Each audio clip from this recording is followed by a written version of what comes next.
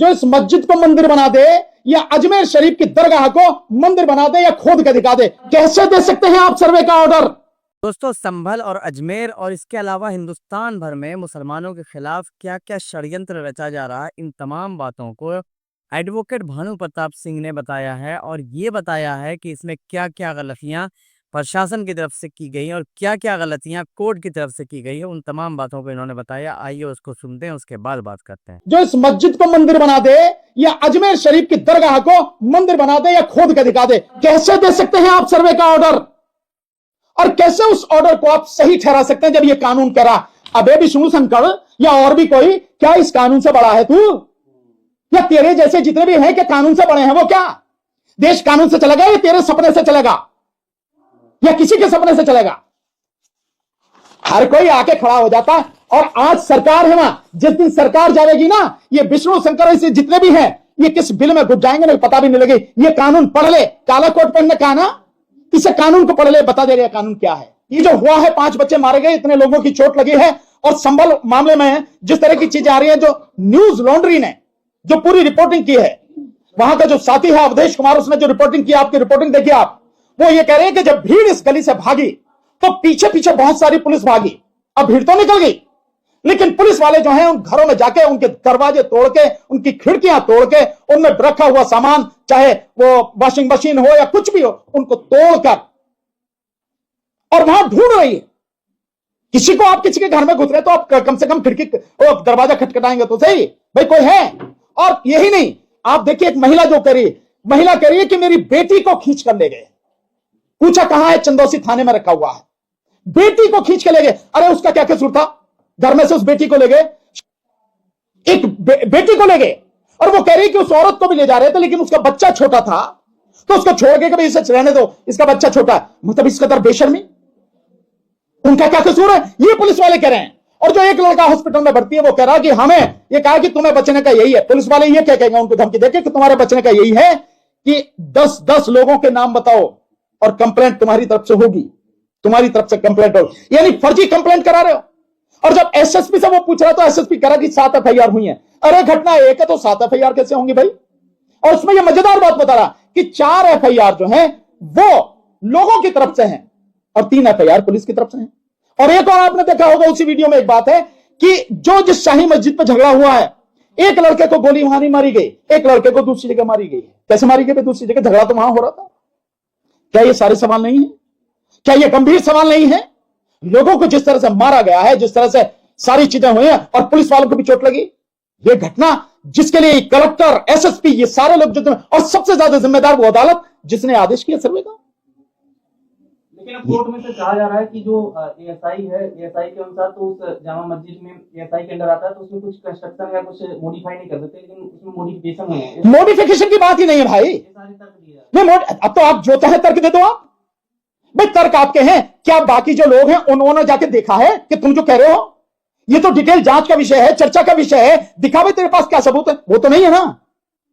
और जब आप हो भी रही है, माना आप सर्वे कर रहे हैं, तो रिपोर्ट आप कैसे पब्लिक कर सकते हैं? आप कैसे सारी चीज कर सकते हैं? और कैसे सर्वे टीम के साथ में वो भीड़ जा सकती है जो जय श्याम के नारे लगा रही है? कोई नियम कायदा कानून तो होगा। अगर कहीं किसी को भेजा जा रहा है सर्वे के लिए, एएसआई की टीम जा रही है, तो वो सरकारी अधिकारी कर्मचारी हैं, वो जा सकते हैं। चलो अगर हो गया। हालांकि ये कानून बिल्कुल स्पष्ट रूप से मना कर रहा है, ये कानून गैर कानूनी काम हो रहा, पर उनके साथ में भीड़ के जाने का क्या मतलब है? कैसी जा रही है भीड़? ये सोची समझी साजिश के तहत है। और महाराष्ट्र के हर जिले में लोग सड़क पर निकल रहे हैं। उस गांव में जिस गांव ने वोट दी, पूरा का पूरा गांव, कि हमें एक वोट भी नहीं, वो गांव निकल के सड़क पर आ रहा। इसलिए ये जो मामला बढ़ रहा है, इसमें इलेक्शन कमीशन है, इसलिए बदायूं को उठाया जा रहा है। इसलिए सर, जिस तरीके से आप लगातार प्लेसेस ऑफ वर्शिप एक्ट 1991 का मेंशन कर रहे हैं, लेकिन सुप्रीम कोर्ट ने इस पे इसका मेंशन भी नहीं किया जब वो सुनवाई कर रहे थे संभल शाही मस्जिद के दौरान। वो उसका टिप्पणी देखने को नहीं मिली सुप्रीम कोर्ट के द्वारा। नहीं, हो सकता है उन्होंने देखा नहीं देखा, मैं नहीं कह सकता, मुझे इसकी पता नहीं है। लेकिन वो टिप्पणी करें ना करें, ये मान लेते हैं कि उनको ज्ञान होगा, बस सुप्रीम कोर्ट का जज है, उन्हें इसका ज्ञान होगा प्लेसेस ऑफ वर्शिप एक्ट का, मान लेते हैं। और अगर नहीं भी मानते तो वाकई पढ़ना चाहिए। और ये जो मामला उन्होंने वहां भेजा है, मेरे से ये सवाल पूछा वही सवाल अमेरिका वालों ने कि साहब ये जो वहां भेजा है कोर्ट ने, हाई कोर्ट के लिए, इसके विषय में मैं ये मानता हूं कि जब आप स्टे कर रहे हैं तो आप ही फाइनली डिसाइड कीजिए ना इसको। आपको क्या दिक्कत है? उस पिटीशन को जो पड़ी है डिसमिस कीजिए। इस एक्ट का, ये एक्ट कह रहा है ना सब कुछ, सुप्रीम कोर्ट को अपनी तरफ से तो नहीं कुछ कहना ना, ये कानून है, सुप्रीम कोर्ट को कानून लागू करवाना। तो ये कानून जब कह रहा है, इस कानून का हवाला देते हुए आप तुरंत वो जो पिटीशन पड़ी है उसको खारिज क्यों नहीं करते? वो सारी प्रेसिडेंट्स खारिज क्यों नहीं करते आप उसको? तो आप क्यों भेज रहे हैं उसको इलाहाबाद हाई कोर्ट? उसकी जरूरत नहीं थी। सवाल ये है कि जो पिटिशनर है इसमें हरिशंकर जैन, विष्णु शंकर जैन है, ये बाप बेटे हैं। करीब 120 ऐसे केस इनके पास हैं जिनमें ये याची बने हुए हैं, चाहे काशी हो, मथुरा हो, चाहे अजमेर शरीफ हो, चाहे ये संभल हो। तो ये तो पूरा बवाल फैल जाएगा सब देश में, इनको रोका कैसे जाएगा? देखिए, रोका जाएगा या तो कानून के अनुसार सुप्रीम कोर्ट रोके, नहीं तो इस देश की पब्लिक को खड़े होना पड़ेगा, पब्लिक को रोकना पड़ेगा। 120 केस है सर पूरे। मैं कह रहा हूं 120 क्या 1020 हो, क्या फर्क पड़ता है? कानून से ऊपर तो नहीं है। ये इतनी देर का काम है, 120 नहीं 1 लाख केसेस भी हो, ये कानून कहता है कि नो, कुछ नहीं, सारी कार्रवाई बंद, कुछ नहीं होगा।